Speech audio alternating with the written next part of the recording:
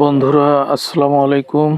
আমি কক্সবাজার সুগন্ধা সমুদ্র সৈকতের দিকে যাইতেছি।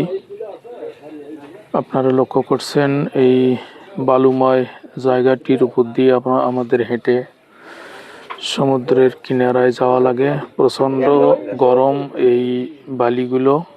আপনারা দেখছেন আমার সামনেই সেই সাগর, বঙ্গোপসাগর।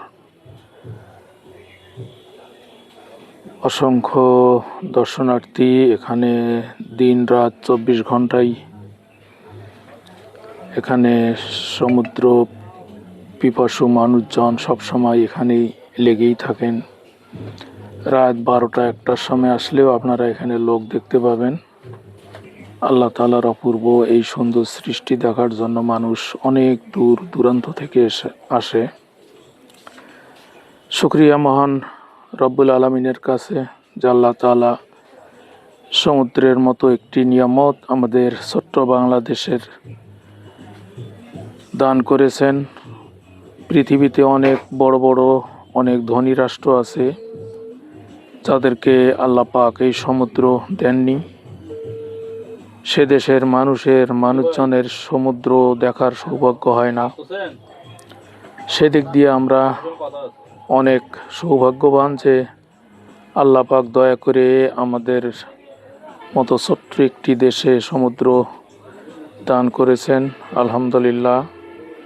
হাজারো মানুষ, হাজারো পর্যটক সবসময় এই সমুদ্র সৈকতে লেগেই থাকেন।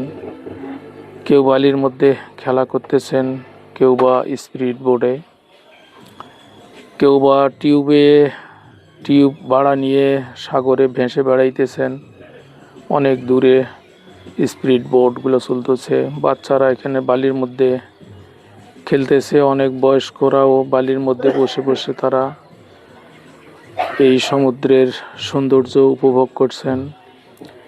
এখানে হাজারো মানুষ তাদের জীবন জীবিকা এই সমুদ্রকে ঘিরেই। শত শত ক্যামেরাম্যান এখানে ছবি তোলা, ভিডিও করার কাজে ব্যস্ত। আল্লাহ পাকের এই সৌন্দর্য তারা ভিডিও করেন, ছবি করেন। এই পেশায় তাদের জীবন জীবিকা চলে। আপনারা যারা এখনো সমুদ্র দেখতে আসেননি, অন্তত একটিবারের জন্য হলেও আপনারা আসবেন। আল্লাহ তাআলার এই সুন্দর সৃষ্টি দেখার জন্য আসবেন।